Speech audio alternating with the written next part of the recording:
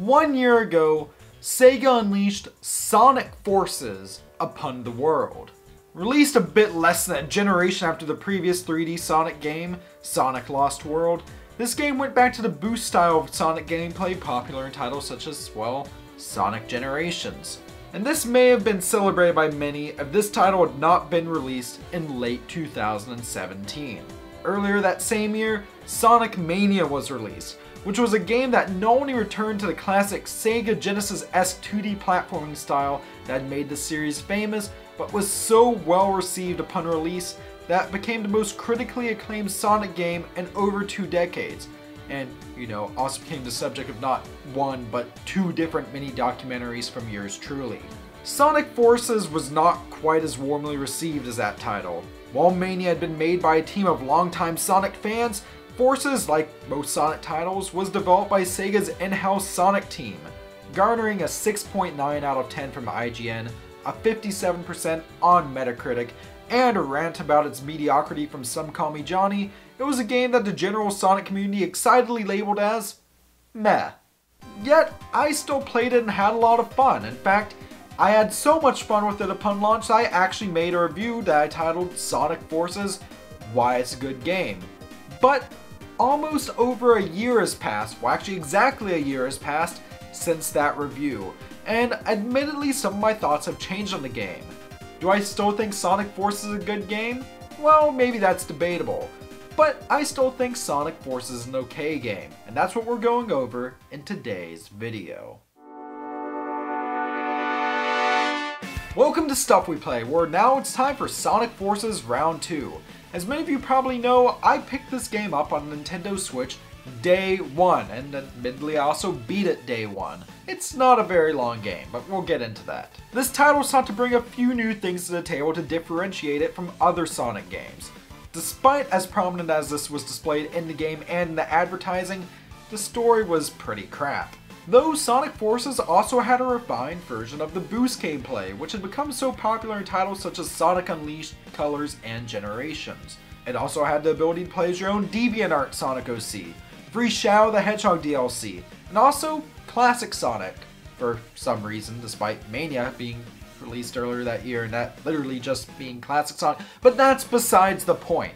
I felt like most of this worked pretty well initially, but does it still hold up? Or if it holds up, does it hold up as well as I thought it would? Let's find out. Sonic Forces aimed to offer a vain attempt at a dark, gritty war story, because of course that's what everyone wants in their cartoony blue hedgehog game. The evil Dr. Eggman had taken over the world, so you, and by you I mean your erotic fan art fodder who I made to look a bit like Jazz Jackrabbit and later well, you joined the resistance. However, soon Sonic the Hedgehog himself gets kidnapped, and a new evil named Infinite comes out of the shadows. Shortly afterwards, apparently Sonic gets horribly tortured, and according to Knuckles, Tails starts to go crazy from grief.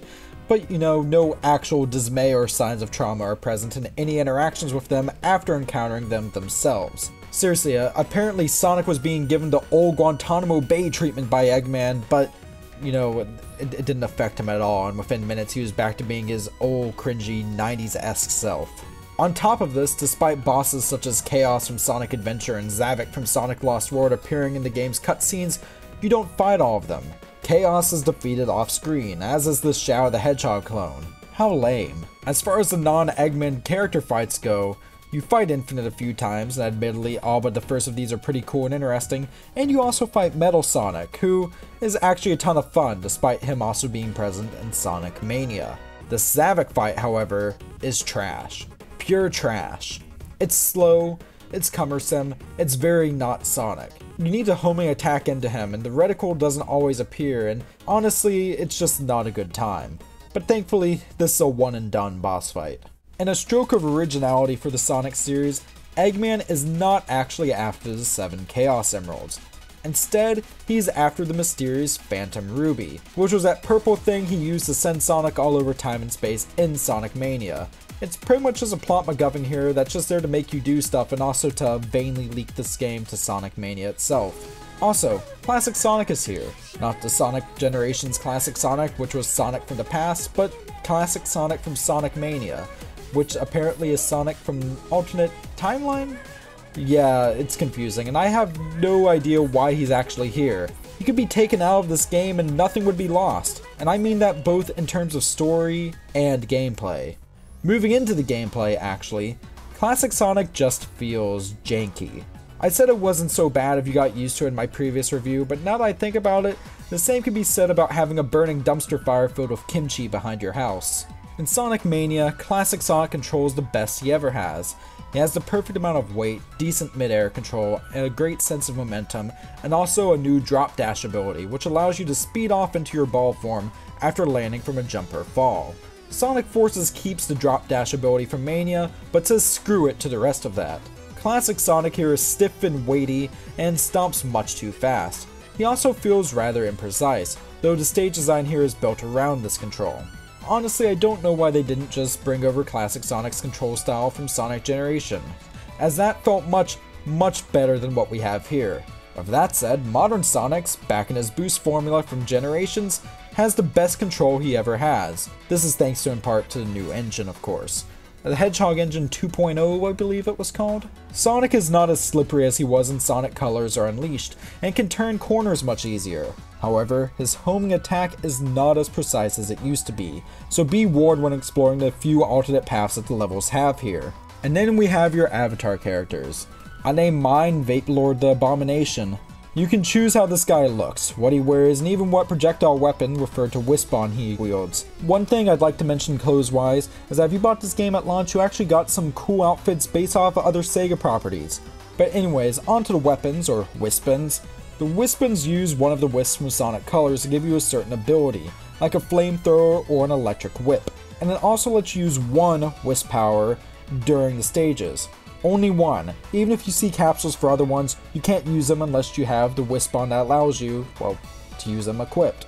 I get why they restricted this. Sonic can't use any wisps here, and by limiting your avatar to only one wisp per Wispon, it encourages replayability.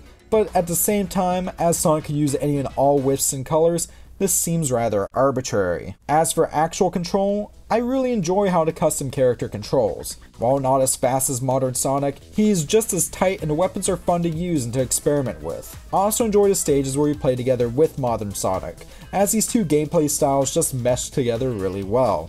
However, the double boost sections you'll find in these stages will literally play themselves if you let them. And that's where we get to perhaps the biggest issue with Sonic Forces: the level design. Now, before we go into that, let me touch on the graphics and music. Graphically speaking, this game looks great, even on the Switch where it's limited to 30 frames per second. There's never any issues or major glitches, and the game looks especially wonderful if you play it in 4K on the Xbox One X. As far as modern Sonic games go, though, the classic series inspired locales here aren't as original or unique to look at as the varied worlds of Sonic Colors or the exotic locales of Sonic Unleashed. However, they're still quite pleasing to the eye. As for the soundtrack, I wasn't hot on a lot of it initially, particularly the vocal-heavy pieces. In the past year especially though, they've really grown on me. My favorite track in the game is definitely Aqua Road, by the way. As for classic Sonic's Genesis-style music, I know a lot of people don't like these and see it as nostalgia pandering, but honestly, as I said in my original review, I honestly really like these. My favorite of these, by the way, is still Ghost Town. I still think the main game theme, Fist Bump, is pretty lame. And speaking of lame, oh yeah, let's get back to the level design. The first level of the game here is Green Hill Zone, appearing again for the, Sonic 1, Adventure 2, Master System game, Generations, for like the 1000th time in the damn series. Like, I kind of wish we got like Emerald Hill or something if they have to do a throwback first level. Though Green Hill soon turns out to be more of a sand hill, as Sonic says in one of the levels. Anyways, Green Hill is fun. It's fast. It's full of Eggman's robots that don't even attack you. Wow, these things are useless as hell. But that's okay because the level is still super fast and over in a minute? Well, I mean, the first zone of any Sonic game is super short, but what if we skip a few levels to Death Egg and oh. Even when we get late game, most of these levels can be beat within 2 minutes or less. While this means the stages here are the perfect length for playing in short bursts on the Nintendo Switch in handheld mode, and docked mode, or in any other modern console, these links they leave a bit to be desired, to say the least. A lot of these stages, such as Casino Forest here, have some really neat original ideas, but I wish more is done with them, that they were fleshed out a bit more, and it's overall kind of disappointing. No matter what character you're playing as, your stage will likely be super short. It's a shame, since the characters control so well, well with the exception of classic Sonic, that you really want more. And while most of the level design, technically speaking, is solid, most of these levels end right when you feel like you're getting into them. Some of these also have some neat gimmicks, such as Aqua Road, but also a lot of these also require minimal player input. There was a meme when the game first came out about how Sonic Forces literally plays itself, and while that is perhaps a bit hyperbolic, there are many parts of the game where, if you wanted to, much like it did on a live stream a while back, you could put the controller down, go downstairs, grab a Coca-Cola from the fridge, and have the game still playing when you get back. Some of these stages have mid-level cutscenes that, despite looking cool and having neat set pieces, just break the flow. Now, as some of you know, outside of YouTube, I'm a writer, and one of the most important things they tell you in writing, both in fiction and non-fiction, is to show, don't tell. I think I finally found a video game equivalent of this. Video games are an experience. Thus, I would have preferred if these stages were designed with the philosophy of play, don't watch. With that said, none of the stage design here is bad per se. Well, except for stage 28, which is an auto-scrolling stage where you play as classic Sonic, and much as I noted on Bridge Zone, my Sonic 1 Master System review, auto-scrolling levels in Sonic are the definition of heinous. But the rest of the levels, while full of some fun sections, I mean some really fun sections in some of these, are still on the whole nothing special. Sonic Forces does a lot right, and while it was originally released after Mania, I noted that was still worth getting back then because it was the only physical release Sonic game on the Switch. I thought the controller skins that came with it and the free DLC were some cool extras as well. Yet, despite getting some new extras such as the Supersonic DLC since then, Sonic Forces has not had the added support from Sega that I was wishing it would have. Furthermore, in July 2018, we got Sonic Mania Plus, which was an updated version of Sonic Mania that had additional playable characters, a whole new mode, and well, more. Every physical edition of Mania Plus also came with an art book and a reversible case cover. And did I mention that it costs $10 USD less than Forces does new?